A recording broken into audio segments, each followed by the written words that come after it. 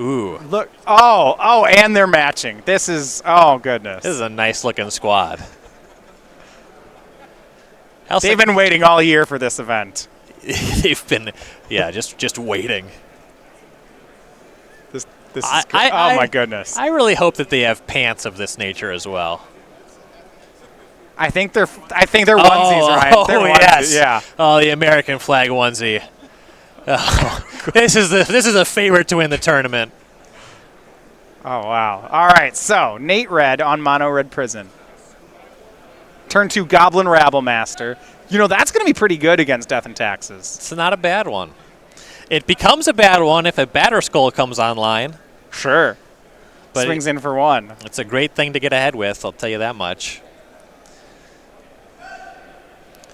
Vial cranking up to 1. Leading on Wasteland is a little strange. You know, usually wants to have some kind of white source.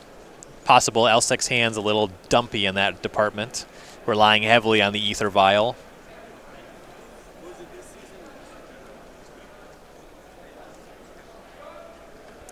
Yeah, we'll see what Zach makes here. I mean, a Path to Exile or Swords to Plowshares would be pretty great. Just something to clean up Rabble Master.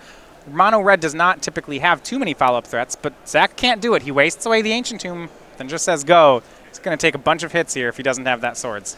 Yeah, wasting the Ancient Tomb slows down some of the hands from decks like this. Makes a Goblin, swings on in. That is not a Goblin, but this... Nate wasting no time. We'll find one. Elski not having that Swords to Plowshares, that's pretty big on this window, especially because it's the second turn. He was Wastelanding, not casting Stoneforge Mystic, which means it'll take even a little bit longer if he could ever get a Batter Skull online. Now here's Trinosphere. Ugh. Okay. That Aether Vial is the only thing that's going to cast anything. So Zach no land says go. He's on down to 13 on the hit. Token and a swing again. Here is Sarah Avenger. Okay, that can trade with Goblin Rabble Master. But Zach will still take 3, go to 10. They'll tread water. Though now, even if he's able to Vial in a Stoneforge Mystic, he needs to find another land to activate it. 3 mana. Make a land. 4 mana. Fiery Confluence. Ooh, destroy an artifact and deal damage. All right. Oh, this is so nice. I would consider picking him up, seeing as Elski is not likely to commit any additional game actions, and we'll go to the sideboard. 4 upstairs, blow up your Aether Vial. Gosh, Mono Red's great. Close game. Nate Red, 1-0. Believe last... Yeah. Fiery Confluence is pretty good against Death and Taxes. Especially when they stumble, but just in general, you know, destroying artifacts, pretty good in this matchup. Kills a lot of the creatures. All right. Well, look at Zach's sideboard. He knows what he's up against. Game took nearly 3 minutes. Yeah, for Elski, look at the sideboard here. 2 Containment Priests, 2 Cataclysm, 2 Council's Judgment, 2 Aethersworn Canonist, 2 Path to Exile, a Surgical Extraction, a Rest in Peace, a Menriki Gusari, a Gideon Ally Zendikar, and a Palace Jailer. Hey, you're live to become the Monarch. That's square. Palace Jailer is a really good card. It's fine in this matchup. And honestly, that's kind of the story of this entire sideboard. Elski is a player that we've seen play Mono Red Sneak Attack. If you're concerned that that's what's happening, you might reach for the Containment Priests. Though honestly, most of the sideboard is just stuff that's only okay. I'm not seeing anything that actively excites me. As we go over to Nathaniel Red's sideboard, we have 4 Fairy Macabre, 4 Scab Clan Berserker. I've lost to this card. 2 Abrade, 2 Kozilek's Return, 2 Sorcerer's Spyglass, and a Sudden Shock. So there's actually some cards that are really good. Does Mono Red have the better sideboard here? I think by a lot. Yeah, 2 Abrade, 2 Kozilek's Return, the Sudden Shock, this stuff all plays here. Kozilek's Return allows you to just beat Mother of Runes. Yeah, it's colorless. Right. Okay. Abrade turn, that's going to hit Batter Skull. It's going to hit Aether Vial if you're able to do that Trinosphere kind of business that we saw in Game 1. Yeah, all 5 of those cards are pretty excellent. And Sorcerer's Spyglass is pretty good in the matchup, too. Yeah, I assume Nate's going to board out cards like Chalice of the Void and Blood Moon here. Yeah, don't love Blood Moon here. Chalice, also a little mopey. Yeah, so Nate Red, last year here for the Legacy Open in Worcester, made top 4. I remember we covered him in top 8 winning what I believe was the most lopsided match we covered all year. He had a top 8 match against Blue-Green Cloud Post. Pretty close. And he was on the play. Yeah, you can have worse matchups than that. He won 2-0. Surprise. Yeah. Yeah, the decks that rely heavily on lands that are trying to produce 12 mana, they're not very good against Blood Moon. No. Right now, he's doing his thing. Ran Zach out of the room on that game. Unfortunately, that was not a turn 3 win. Still be holding off for that bingo square. It was close. What? Turn... No, it was turn 4. It was Nate's turn 4. Yeah. Pretty close. Pretty close. This is a deck that can do it for you. You can definitely get people scooping at that point. Right. Usually, actually, they tend to play out turn 4 or 5 before scooping. It's usually the matchups where Blood Moon is just they're playing no basic lands. It's like it's playing against lands. It's like turn 1 Blood Moon going. It's like scoop. Okay. All right. You got it. Game 2. Yeah. Very clever. I got it. All right. Over in Modern, the burning continues. Adam Goodwin up 1-0 on Kazu Negri. Should have played more spell snares, Kazu. We see this in team events, the teams that's playing all mountains. Rarely is it as polarized as this. Normally it'll be like 3 somewhat red decks, but this is just... I mean, I guess the burn player could be playing mono red Blood Moon. But that's about it.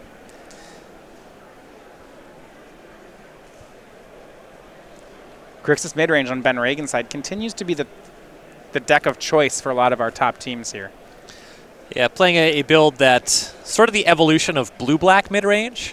I loved my red-black matchup when I was playing blue-black midrange. I was less a fan of playing the mono-red version of the aggressive deck. Okay. That deck was much more capable of just running you over.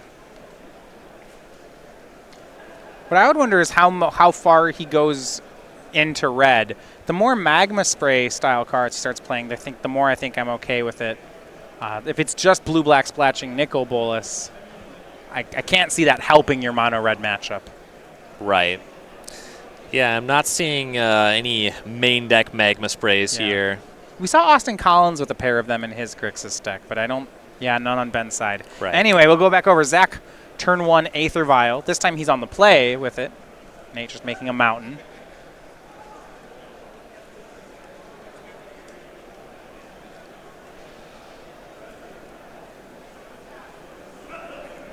Thalia from Zach Elsick.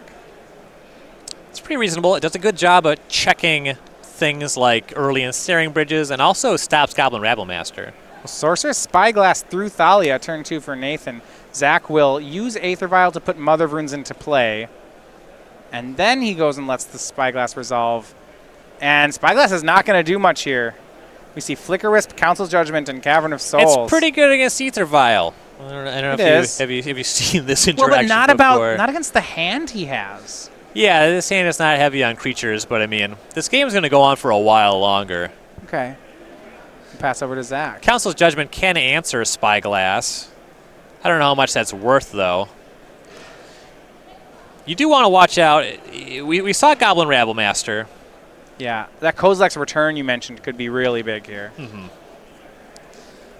You kind of want to sit on the Judgment to deal with something that actually closes the game, especially because Elsick does not have much of a clock. Right. He did pick up Stoneforge Mystic, which makes it way more inviting to just Judgment away. Yeah, and he will go ahead and do that. Because you get the immediate payoff with the Vial already on 2, that's a really strong argument for this. And they had to back it up. He can't cast Council of Judgment because of his own Thalia. Well, that's a problem. So how about just casting Stoneforge Mystic then?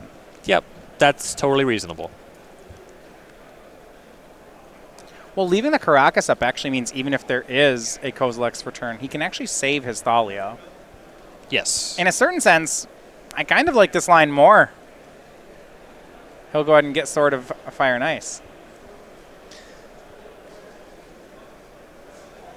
Yeah, getting that sword online will be a big deal. That ramps up the closing speed by a lot. Right.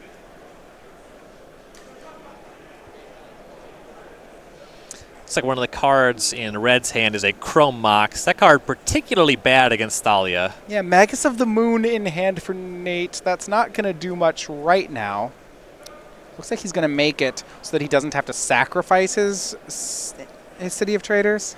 Yeah, that being your second land can generate some pretty awkward scenarios. There's Mags the Moon. Non-basics are mountains. So you can keep those City of Traders, or should we say mountains? Just make Chrome Mox. Taps for Thalia. Can imprint Simian Spirit Guide, I suppose. Yeah, both of those cards, not very good. I like to go with the permanent mana source. Has things like Hazaret and Karn's High Naverna, Urza, Chandra, Torch of Defiance, Pian Kiran, Alar. As we saw in Game 1, Fiery Confluence. These are all things that make you want to have some extra mana.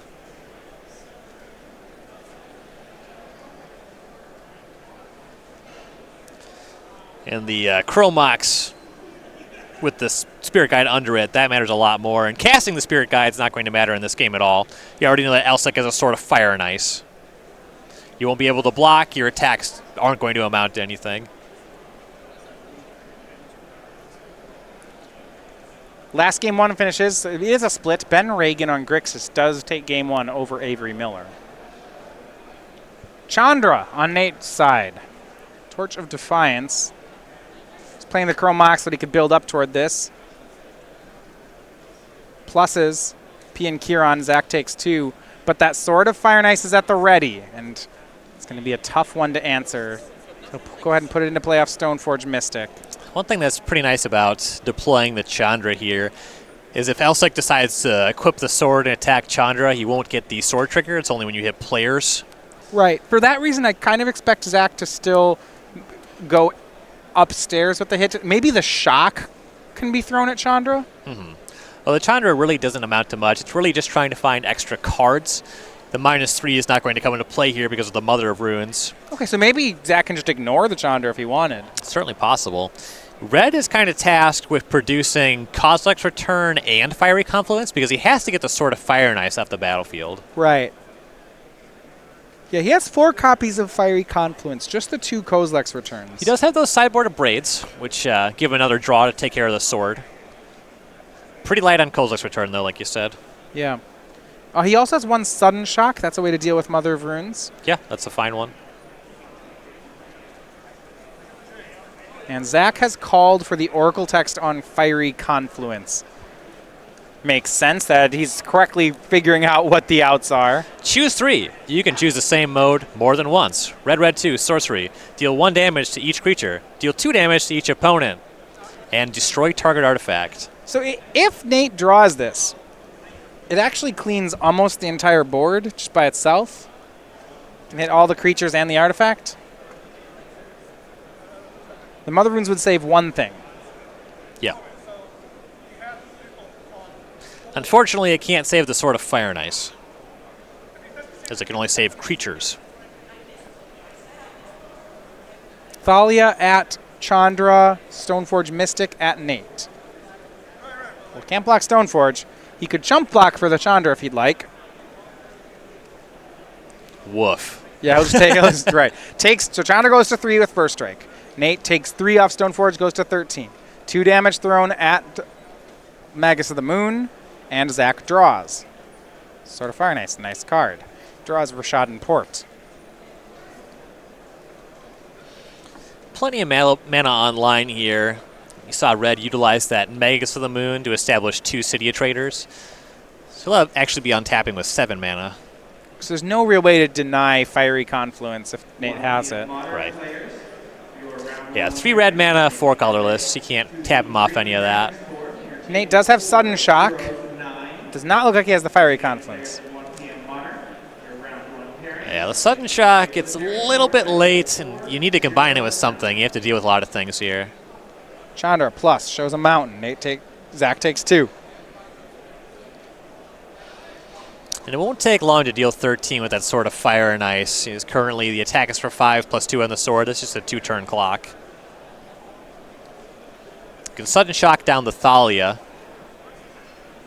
If you're drawing to Fiery Confluence, doesn't it make sense to just shock down the Mother Runes and just hope you hit that out? Yep, that's also a line. Chalice of the Void from Nate. It's been left in. That's a bingo square. Is player Chalice on 1? Yeah. I wasn't sure we'd see this post board. Yeah, it doesn't do a ton, to be entirely honest. There are a fair number of things that he does need to board out. You know, those blood moons, I think, are a fair amount worse. Back over to Zach. Council's Judgment. Let's go and take care of the Sorcerer's Spyglass. Okay, that leaves Flicker Wisp online now for Aether Vial. And 2 at Chandra, 3 at Nate, and the Sword of Fire and Ice is, I believe, going to finish off that Planeswalker. Yeah, well, once you're dedicated to taking care of the Chandra, the 2 points upstairs matter less than the 2 points going that way. Yeah, the Sudden Shock in Nate's hand can't play here. Thalia is going to keep that off.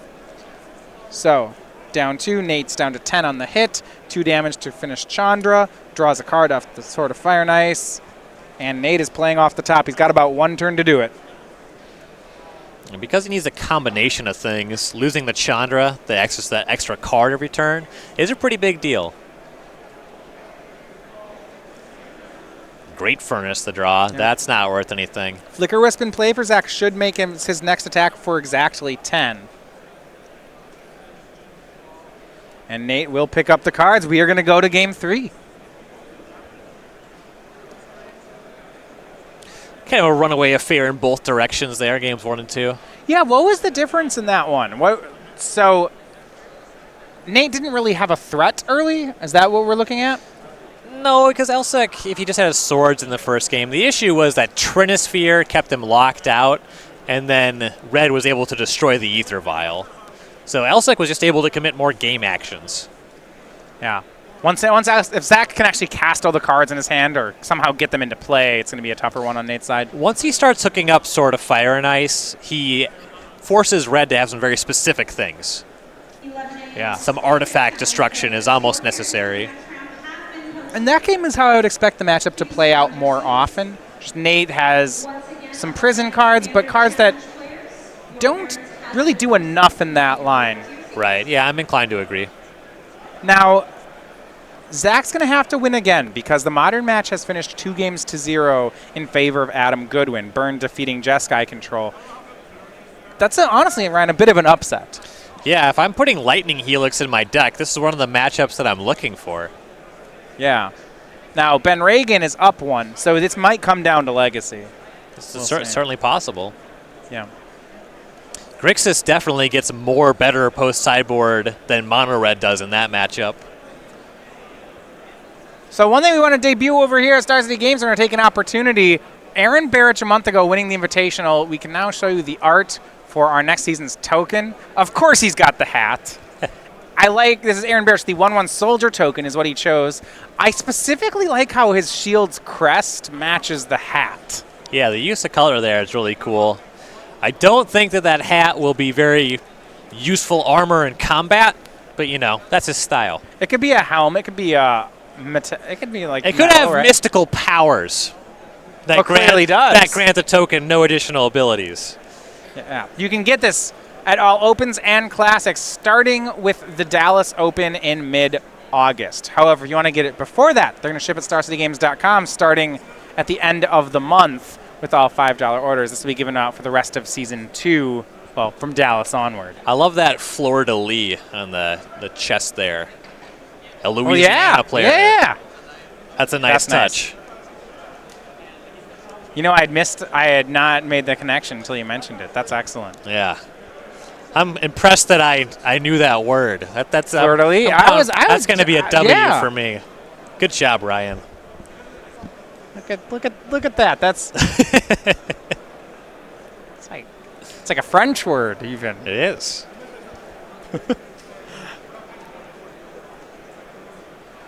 So 1/1 Soldier tokens. We're looking at Elspeth Sun's Champion, Memorial to Fall to white cards. Memorial to white cards. Memorial to white. Glory. Memorial to making soldiers. I understand how you would forget that because white not really a glorious color.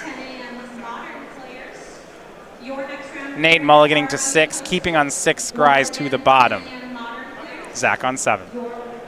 Turn 1, Ancient Tomb Chalice on 1. Let's see if we can stop our opponent from playing committing any game action. This is where Chalice is great. If we can turn off an Ether Vial, that's a huge win. He's got turn 2 Karn.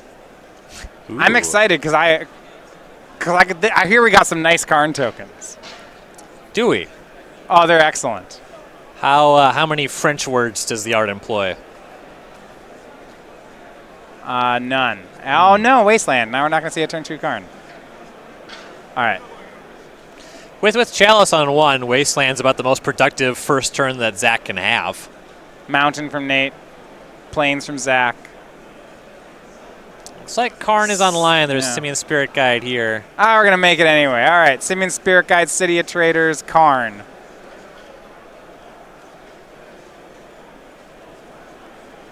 Yeah, there we go. These ones are nice. Oh, wow, are they not? Are you going to have to run over? Wow. This is the rudest. Thalia in play for Zach. Yeah, sometimes they get, misplaced. It's not a particularly important Oh, what is this? Isn't that's the construct token? That's the token in your likeness, isn't it? It looks just like you. Yeah, thanks. Card pluses. Sorcerer Silence, of course. This robot's bad at math. It's just like I wouldn't want it on my team. Top 2 Sorcerer Spyglass and Mountain. The disappointment is so real right now. It's counterbalanced by my pure joy. How would you feel the day someone actually plays a treasure token on camera? We're just gonna get the stock ones with the treasure chest on it. So the difference between you and I is that you won't care. The treasure token is for me. It's not for other people. Well, that's why you picked treasure. that's for me. Karn plussing this turn. We have Sorceress, Spyglass, and a Mountain. Given that Elsek has a Thalia, making it difficult to cast equipment, and there's a Chalice on 1, making it impossible to resolve an Ether Vial, the Spyglass doesn't amount to much. Mountain also pretty bad because there's already a City of Traders on the battlefield. So the question is, which one of these not good cards is worse? Well, Nate will cast the Spyglass.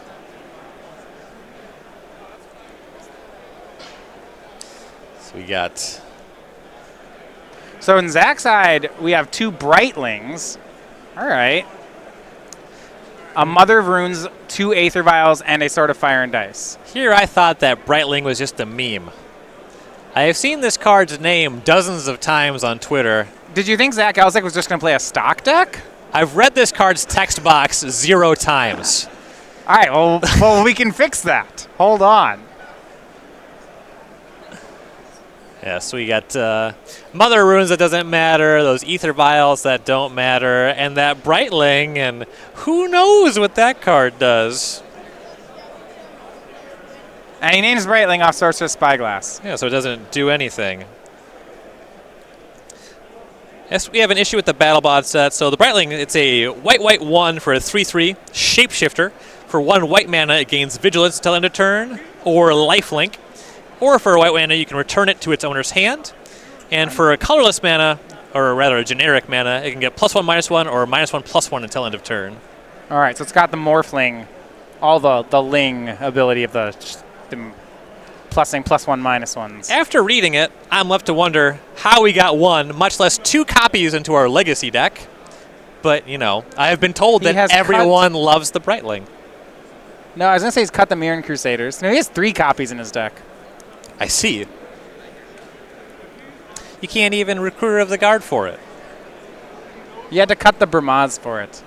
That's not true. That's not. I think he still has the Sanctum Prelate. Just 1 Sarah Avenger. Okay, that card's like pretty mopey. I'm not a big fan of Sarah Avenger. Go back over to Nate. So he is. Looks like he went for another construct. Yeah, with that Spyglass there, the constructs get a little bit bigger. I think.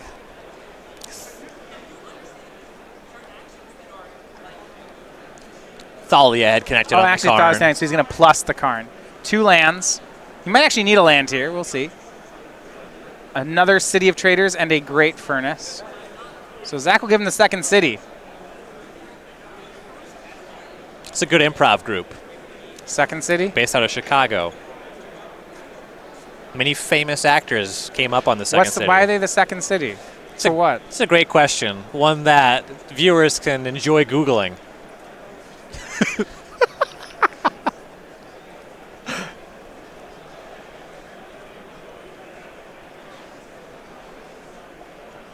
Two colors off the first City of Traders. Chalice of the Void on 1 again? Possible to cast for 0 using the Thalia. Yeah, might as well pump those construct tokens. And then goes and makes another City of Traders. Yeah, you don't turn off much. Actually, it's going to be cards in Nathaniel's deck. Chrome Mox and additional Chalice of the Voids on 0. Death and Tax is not playing too much of that, but at +1/+1 is the Construct. So there's a bit of a read here, I think, that Zach could have. So if all Nate wanted to do was make Chalice on 0, he would have just cast Chalice on 0 and paid for it with his mountain, and he wouldn't have been to City of Traders. Yeah. So the only reason to do this would be if he really has a red instant in his hand. Right. And you see Sudden Shock there at the front of the hand. We'll see if Zach picks up on it. It's a little subtle. Yeah.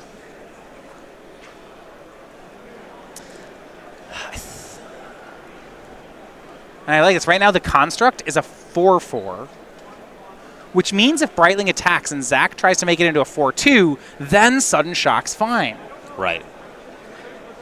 And because it's a 4/4, you can't just, -1/+1 and become a 2/4. You have to become a 4/2 to try to offer a trade. All right, and Spyglass is on Brightling. It can't move anyway. But here's Sword of Fire and Ice. That will make a difference. Yeah, you don't have any good attacks until you get this sword online, but because it's the construct, the sword doesn't really help the matter. Right, and Sudden Shock takes care of Thalia as we go back over to Nate. We'll see what he chooses to do with Karn. I'm pretty interested in that. At this point, another construct is pretty big. Yeah, I think I like reaching for the construct. He's drawn Hazaret. Still is a mana short for that. Yeah, because of that play where he spent the City of Traders, won't have access to that here.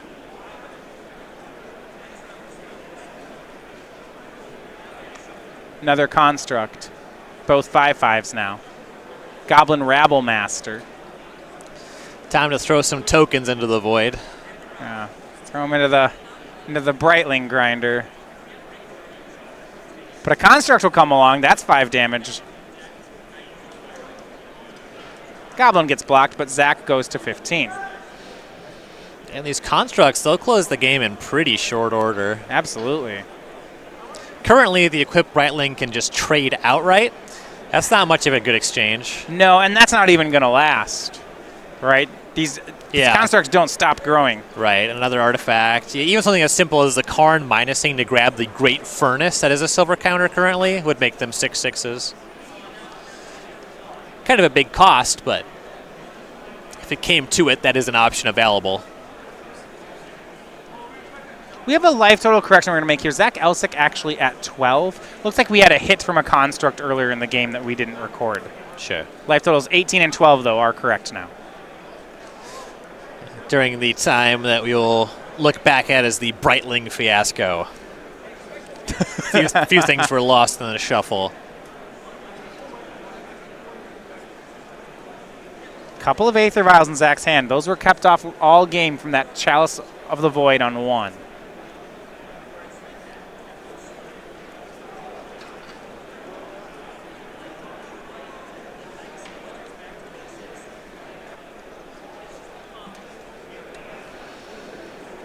Mana a little bit tight here, and we did see that Elsick's hand is pretty flush with spells that won't resolve through Chalice of the Void.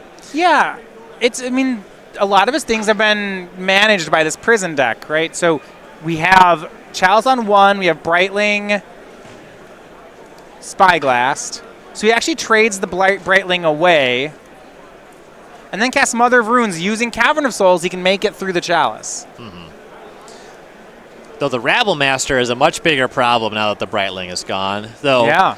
The constructs were already a huge issue there anyway. And that land drawn from Nate now means Hazaret is potentially online. Ooh, and it's a great furnace, so it pumps it's the an constructs. artifact. It's pretty good stuff. Notably, if he uses a land drop to cast that Hazaret, he'll need to find another land to start activating Hazaret, though that's not that huge of a concern. He's just so far ahead in terms of damage output on the battlefield. Yeah. Karn's going to go up, Fiery Confluence, and I believe a Braid is the second card.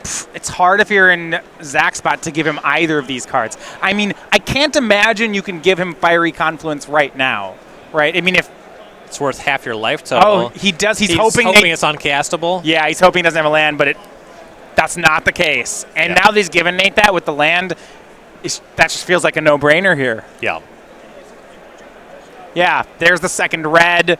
Zach was hoping this wasn't the case.